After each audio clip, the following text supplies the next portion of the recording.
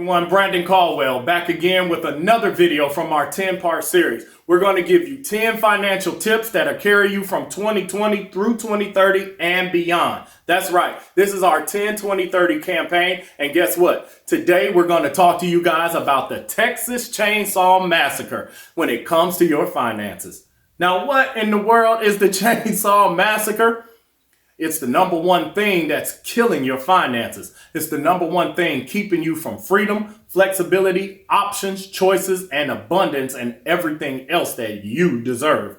It's the number one thing that's causing your family to look for solutions outside of the number one problem that's keeping you in financial bondage. And guess what it is? Drum roll, please. Taxes. Now, don't pass up this video. People say, oh my goodness, he's talking about tax evasion. We gotta pay our taxes. I understand that. And yes, you're right. You do have to pay your taxes. But there's a big difference between tax evasion and tax minimization. You see, wealthy people don't overpay a dime in taxes. In fact, when you understand that taxes are your largest expense, you'll look for different ways to minimize them. You see, people don't understand, but taxes literally take up a third of your paycheck, which means that you're working for the federal government for 1/3 of the year. Let's just count it down, even outside of the taxes from your pay stub. You got federal taxes on your pay stub.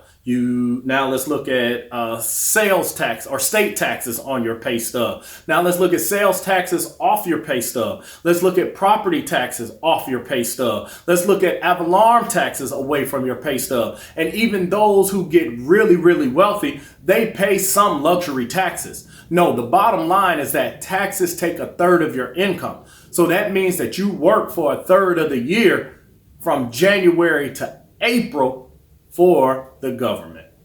So the reality is this: if your cell phone bill is not doing it, and we've all decided at some point to look at a different cell phone plan to chip away at that expense, and if eating out and minimizing your orders on the go is not doing it, and if you're minimizing your shopping habits and that's not doing it, and if, for example, you're looking at minimizing your internet bill and that's not doing it, what is the one thing that you never look at minimizing that will probably do it?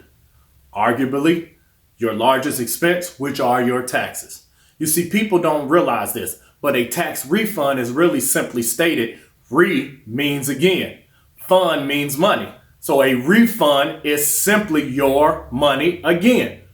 Your CPA or the federal government didn't do you any favors, but we celebrate once a year when we get a tax refund, when the truth is, and always remember this, it's your money.